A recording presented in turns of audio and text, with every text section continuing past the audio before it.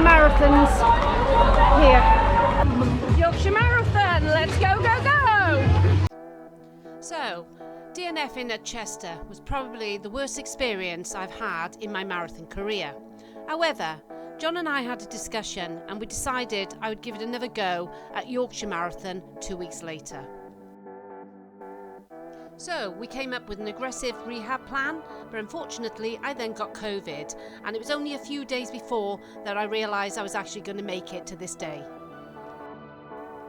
So because I was a late entry, I had to pick my number up on the day, which I did. I then queued for the toilets and did my final preparations ready for the start of the marathon. There we go, we have a Yorkshire legend. Yes, and his brother. And his brother. There was a good atmosphere at the start line, and here you can see I'm just taking part in the group warm-up. So John was here waiting for my marathon to start because he was then going to go off and do his 10-mile race, which was later in the morning. God save the King! And 3 cheers for the Yorkshire Marathon runners! Hip hip! Hooray! Hip hip! Hooray! Hip hip! Hooray! Good luck, everybody! Press that. And here we go. And we're off. Yorkshire Marathon 2024. So the start is quite fast. It's a downhill for the first mile, so I held myself back because I was aware of this and didn't really want to push myself or go too fast in that first mile. So within a couple of miles we were into York City. As you can see, it's a lovely city.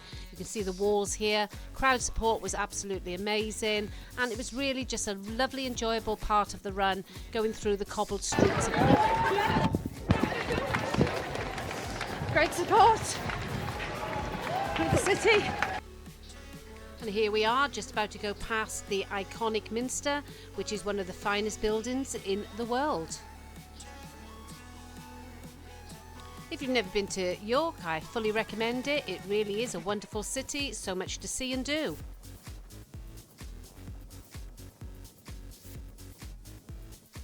So in the first few miles I was feeling really comfortable, as you would imagine. This is what you should feel like in the early stages of a marathon. However, the wind was really picking up around us, and we knew that we were in for some strong winds along the way. So my fueling strategy was to take the SIS gels. I was taking them every 4 miles. For the first 4, 8 and 12 miles I was taking the beta fuel. Then after that I was taking the normal gels, which has 22 grams of carbs. So in total 180 grams of carbs throughout the race, and a few sips of water at most of the water stations.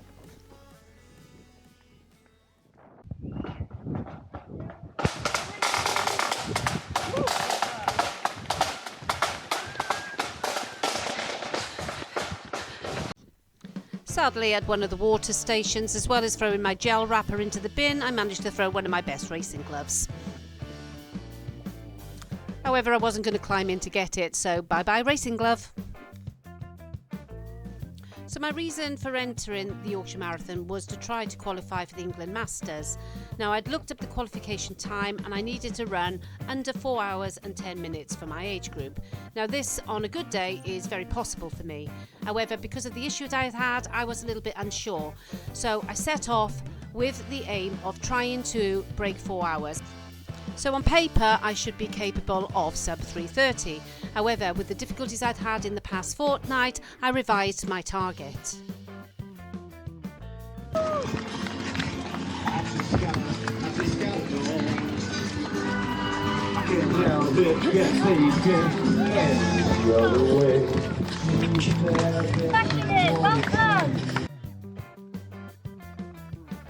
So throughout the race I decided to ignore my heart rate. I didn't even look at it once, in all honesty, and I decided to run to field because that's the way I've always run in the past, and it never let me down then. We're approaching 12 miles on the course and we've had quite a lot of rain and the wind is picking up, but I'm really enjoying myself and I'm running within myself. I can pick it up or take it down at any point. So at each mile marker I would actually check what came up on my watch, but I'm not the kind of runner to calculate where I'm going to finish, so I just noted that I was running at quite a sort of comfortable pace and that I was running quite even. So my halfway split put me on for approximately 3:36. So there are 2 out and backs on the Yorkshire Marathon. This is the first and shorter one. What's nice about it is you can actually see quite a lot of the runners coming back the other way. So anybody you know you can give to support to, and they give you support too. The turnaround point was in the village of Stamford Bridge, and that was amazing support there, really well supported by the crowd. And I think John would tell you it's very famous for a battle. And what was that battle, John?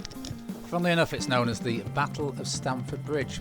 It took place in 1066 as a prelude to the Battle of Hastings. So heading out to Stamford Bridge now, this section of the course is quite a long drag, and on this particular day was into a headwind.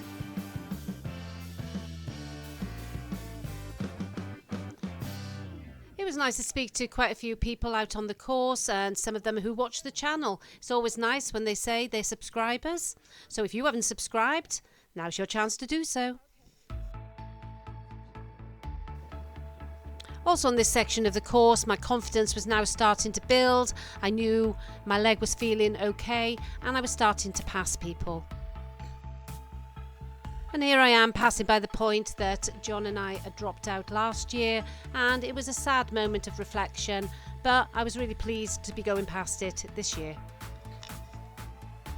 So we're now out onto the second out and back section, and this was quite a lonely section and quite windy, in all honesty. You could see runners coming the other way, which was quite nice, and here I am seeing Dave, one of our friends, go past. He did a really good time. Well done, Dave. The wind was really picking up here. It was a crosswind, but my aim was get to the end of this out and back section, and then I was intending to put my foot down a bit because, as I said earlier, I was starting to feel confident. The leg wasn't pulling as much as I thought it was going to, and I just wanted to get a move on.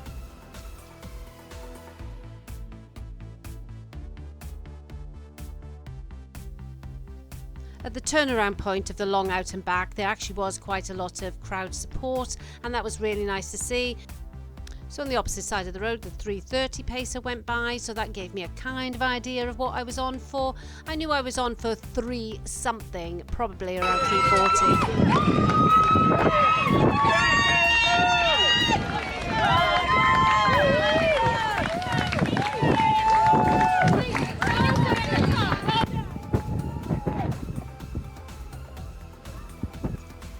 So heading back now to the 18-mile point, and here, guys, is where my camera died. So we're going to now head over to where John was at the finish line.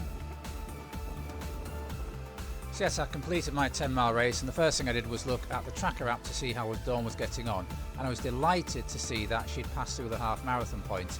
However, what then happened was the tracker didn't click over to the 30k point at the time I was expecting. So you can imagine my anxiety given recent experiences, and I was so delighted when I did see that 30k and then 40k time click over.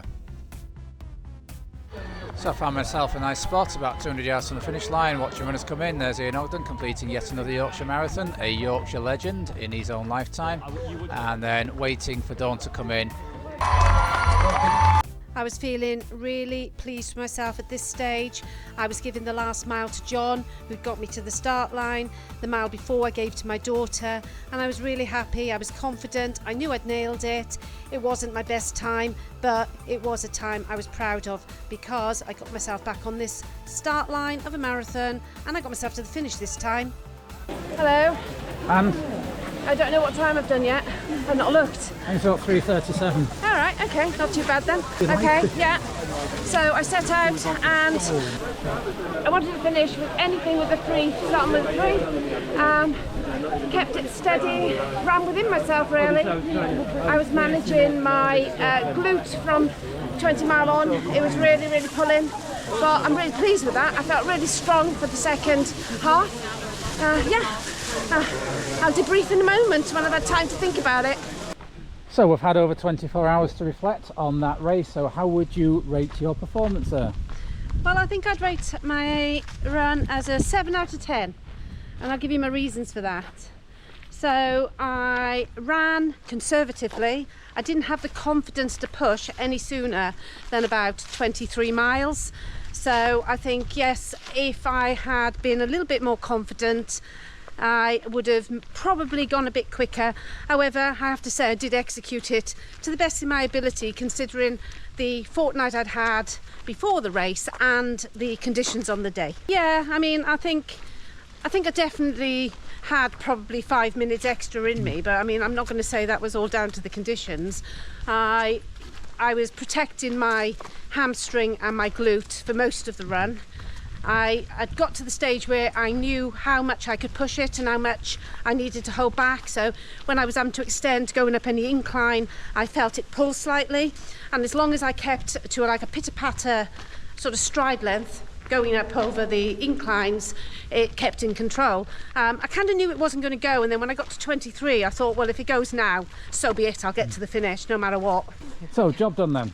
Yes, as you know, I was extremely disappointed to DNF at Chester wearing an England vest, but on that occasion I really didn't know what stage my hamstring and my glute was at, whether it was going to get me to the finish, and I was really concerned over it. Whereas over the last fortnight I've been able to do quite a lot of rehab on it, and I knew that it would probably hold out for this marathon. So now I get another opportunity to, I think, wear another England vest, because I was second finisher who'd registered for England Masters and third overall in my age group. So so I think I have qualified again to have the opportunity to wear that England vest in a marathon. So the Yorkshire Marathon experience, how did you find it? Absolutely brilliant. I have to say, it was so well organised. It was a different, I don't know, I just felt it was really different to when we went last year, maybe because I had a bit of a negative experience with you dropping out last year, but I have to say this year I really enjoyed it. I loved the course. I actually felt really strong throughout, maybe because I wasn't pushing myself to max. I was able to actually appreciate the course more. I'm not saying I wasn't working hard, because I was.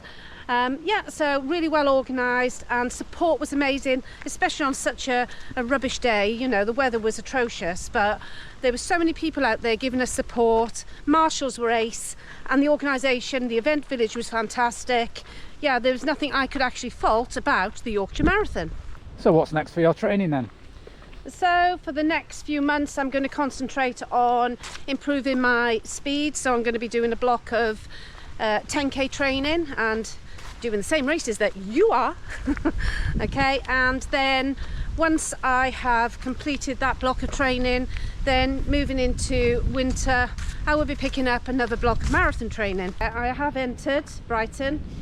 I can say at the moment it's not floating my boat, but I also think that a discussion you and I had about whether doing 2 marathons a year is maybe a little bit too much now. I'm not sure, so that one is still to be decided, I'm afraid. So that's 2 consecutive autumns, and twice that your backup marathon has proved redemption from the first one. Yeah, that's right, but I don't want to make a habit of it though. So I hope you've enjoyed me taking you around the Yorkshire Marathon, and if it's one you've not done, I fully recommend it. If you have enjoyed this video, then please give it a thumbs up, and if you haven't subscribed, we'd love you to do so. It's free, doesn't cost you anything, and it helps us. Okay, so until next time, keep on keeping on. Keep on keeping on. New Woolly Varga hat, by the way. Won that in a race.